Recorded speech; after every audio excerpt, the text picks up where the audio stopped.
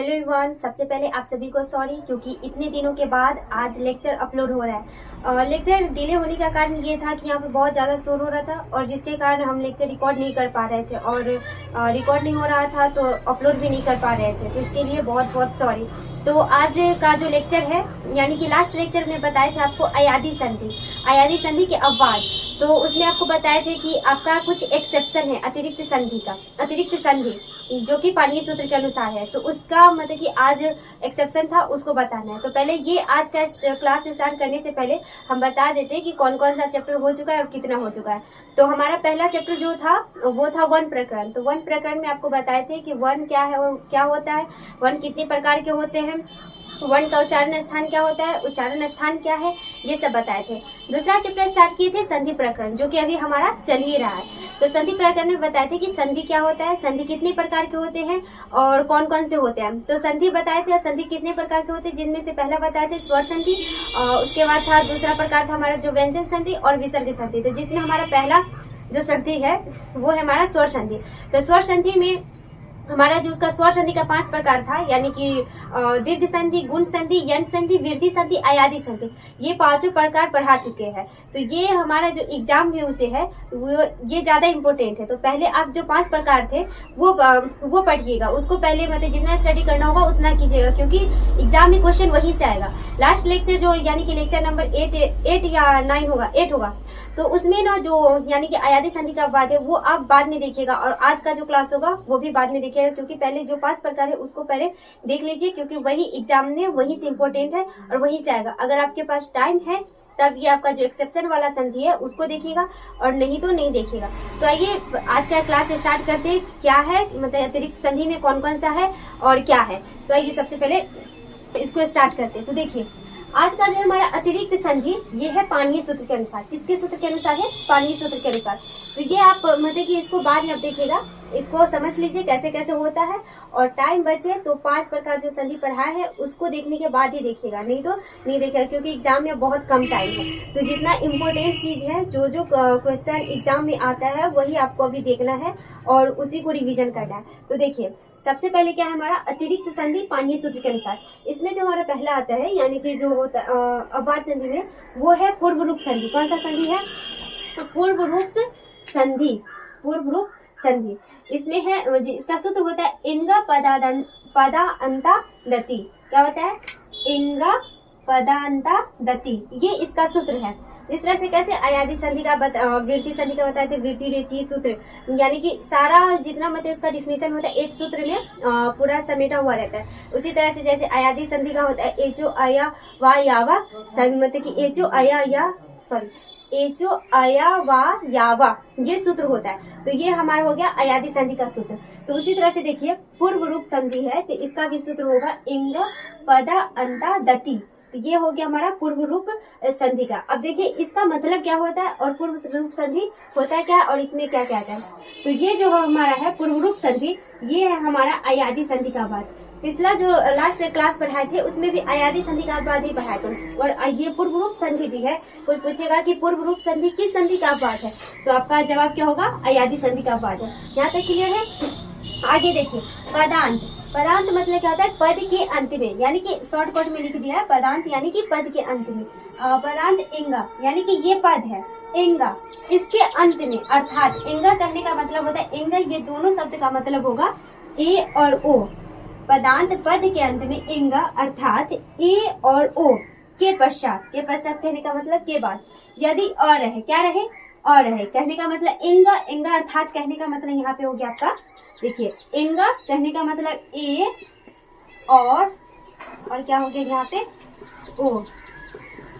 ये दो अक्षर आया निकल के ए और ओ के बाद, यदि के बाद यानी कहने का मतलब अ आए, इन दोनों के बाद यदि अ आए, ये दो शब्द हुआ, सॉरी ये दोनों अक्षर हुआ और उसके बाद अ आए, तो अ आए तो क्या होगा? देखिए यहाँ पे अ रहे तो ए का अय और ओ का आव न होकर। देखिए अब ये कहाँ से आए ये आपको बताते हैं। ए का अय और ओ का आव, ये आपको लेक्चर नंबर 7 या 6 जिसमें अयादि संधि पढ़ाए थे यहाँ से आया है। देखिए तो अयादि संधि में आपका सूत्र बताए थे एचो अया वा यावा। क्या था? ये आपका जो है, ये जो बॉक्स में लिखे है ये है आपका अयादी संधि का सूत्र। तो अयादी संधि का सूत्र है इसमें एचो यानी कि एचा जो आता है ये आया कहाँ से, आपका जो 14 जो सूत्र बताए थे, पाणिनि सूत्र जो बताए थे 14, वहां से आया जी। वहां पे से शब्द है एक एओंग और एक एओज। क्या है? एओंग और एओज।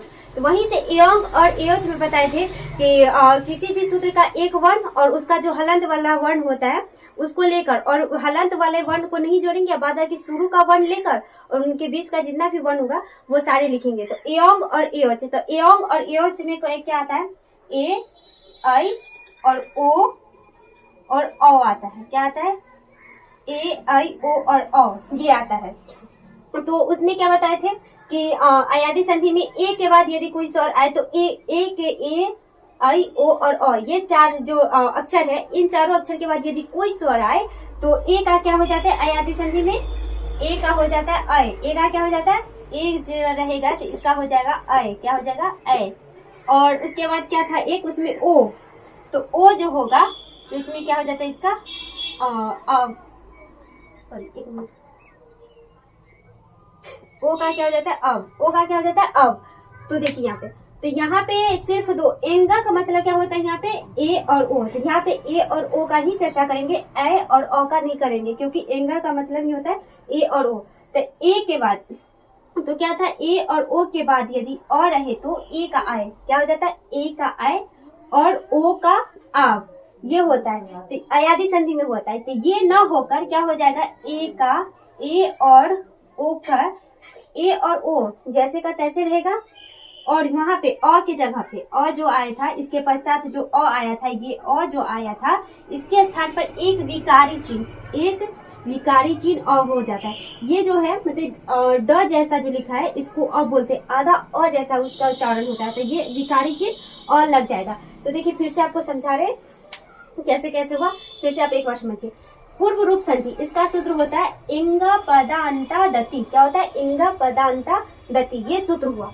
अब देखिए आगे, यह अयादी संधि का अपवाद है। ये किसका अपवाद है? अयादी संधि का अपवाद है। पदांत यानी कि पद के अंत में इंग, अर्थात कहने का मतलब ए और ओ, क्या आएगा? ए और ओ के पश्चात यदि अ रहे तो क्या रहेगा? ए और ओ के पश्चात यदि अ रहे तो ए का अय। अयादी संधि में क्या होता था? ए का अय। तो ए का अय और ओ का आव, ओ का सॉरी यहाँ पे अब होगा, सॉरी यहाँ पे अब होगा। हाँ देखिए, तो यहाँ पे ए का अय और ओ का अव न होकर ए और ओ यथावत रह जाता है, यानी कि जैसे का तैसे रह जाएगा, और अ के स्थान पर एक विकारी चिन्ह अ लग जाता है। अब इसको एग्जाम्पल के साथ समझेंगे। देखिए एग्जाम्पल में देखिए, पहले क्या आएगा? सखे। पद के अंत में क्या है? ए। पद के अंत में क्या था यहाँ पे? ए और उसके बाद क्या आएगा? अ। उसके बाद क्या था? अ। तो उसके बाद अ। तो ये ए के बाद अ आए तो ए और ए मिलकर अय न होकर क्या हो जाएगा? विकारी चिन्ह अ। तो क्या हो जाएगा? सखे अर्प्य से। हाँ, सखे अर्प्य क्या हो जाएगा? सखे अर्प्य। उसके बाद देखिए दूसरा एग्जाम्पल, पर्वोजुर अत्र। ओ के बाद अ आएगा तो ओ का अब न होकर क्या हो जाएगा? ओ जैसे का तैसे रहेगा, और अ के जगह पे एक विकारी चिन्ह आधा अ हो जाएगा, तो क्या हो जाएगा? पर्वोत्रा। क्या हो जाएगा? पर्वोत्रा। उसी तरह से अगला एग्जाम्पल देखिए, पर्वोजोर अनुग्रहणम। तो ओ के बाद क्या रहे? यहाँ पे क्या था डिफिनेशन में? ओ के बाद यदि अ आए तो ए का आय और ओ का अब न होकर ए और ओ जैसे का तैसे रह जाएगा, तो ए ओ जैसे का तैसे रह गया यहाँ पर, और उसके बाद यहाँ पे अ का एक विकारी चिन्ह। क्या था यहाँ पे? अ के स्थान पर एक विकारी चिन्ह अ लग जाता है। अ के स्थान पर एक विकारी चिन्ह क्या हो जाएगा? अ। तो क्या हो जाएगा? ये प्रभो अनुग्रहणम। क्या हो जाएगा? प्रभो अनुग्रहणम। उसके बाद क्या है? वनिजुर अत्र। तो वनिजुर अत्र ए के जगह ए के बाद क्या है? अ। तो ए के बाद अ है, तो ए के बाद यदि अ रहे तो ए का अय न होकर ये जैसे का तैसे रहेगा, और अ के जगह पे एक विकारी चिन्ह क्या हो जाएगा? अ। तो क्या हो जाएगा? वनेत्रा। उसी तरह से देखिए, रामी जो अपी, तो ए के बाद क्या आ रहा है? अ। तो ए जैसे का तैसे रहेगा, यहाँ पे जैसे का तैसे हो गया, और अ की जगह पे क्या हो गया? एक विकारी चिन्ह अ। तो क्या हो जाएगा? रामी अपी। अब एक बार फिर से समराइज करते थे कि क्या क्या है। देखिए फिर से समझिए एक बार, अगर किसी को नहीं समझ में आए तो ये एक बार फिर से समझा दे रहे तो आपको अच्छे से समझ में आ जाएगा। देखिए पूर्व रूप संधि यानी कि इंग पदांता दति, यह अयादी संधि का अपवाद है। पदांत कहने का मतलब पद के अंत में इंग अर्थात ए और ओ के पश्चात यदि अ रहे तो ए का अय और ओ का अव न होकर ए और ओ यथावत यानी कि जैसे के तैसे रहेगा और अ के जगह पर अ के स्थान पर एक विकारी चिन्ह और लग जाएगा। ये हो गया। अब यहाँ पे एक डाउट रहेगा कि ए का अय और ओ का अव कहाँ से आया, तो ये अयादी संधि का संधि जो पढ़ाए थे संधि प्रकरण उसमें का ये है। तो मतलब और यह पाठ भी किसका, अयादी संधि का। तो यहाँ पर ए का उसमें जो होता था अयादी संधि का जो मेन डिफिनेशन था वहाँ पे क्या हो जाता था, ए का अय और ओ का अव, तो ये दोनों ना होकर ए और ओ जैसे का तैसे रहेगा और अ के स्थान पर एक विकारी चिन्ह लग जाएगा। तो देखिए इसका शॉर्टकट में एक बता देते हैं कि जैसे देखिए पद के अंत में इंग यानी कि ए और ओ, उसमें था अयादी संधि में ए आई ओ और अ के बाद यदि कोई भी स्वर आए तो ए का आय, ओ का अव और ए का आय और ओ का अ का अव हो जाता है, ये हो जाता था। लेकिन यहाँ पे जो है इसका अपवाद में है, एक तरह से याद कीजिएगा कि ए और ओ इसका कुछ नहीं होगा, ना ए का आय होगा ना ओ का अव होगा, ये दोनों जैसे का तैसे रह जाएगा। और उसके बाद जो अ आएगा तो अ पूरा न लिखाकर आधा अ यानी कि एक विकारी चिन्ह की तरह लिख जाएगा। तो ये हो गया हमारा पूर्व रूप संधि, ये इसका एग्जाम्पल है। तो ये कुछ एक्सेप्शन एग्जाम्पल है, तो इसको आप लिखिए। और अब इसका जो अगला अपवाद संधि है यानी कि 2 बचेगा और, तो उसको बताते हैं, तब तक आप इतना लिखिए। 1 मिनट सॉरी, यहाँ पे अयादी संधि का जो सूत्र लिखे थे इसमें एक आकार और होगा तब जाकर सही होगा। ये जो अया वाया वर्ग थोड़ा सा मिस प्रिंटिंग हो गया, इसके लिए सॉरी। क्योंकि ए का आय होता है और ओ का अव होता है, उसी तरह से ए का आय हो जाता है यहाँ पे आय और अ का जो हो जाता है यहाँ से अव हो जाता है। तो ये होगा सूत्र। यहाँ पे आकार लगाना भूल गए थे, इसके लिए सॉरी। चलिए अब लिखिए इसको।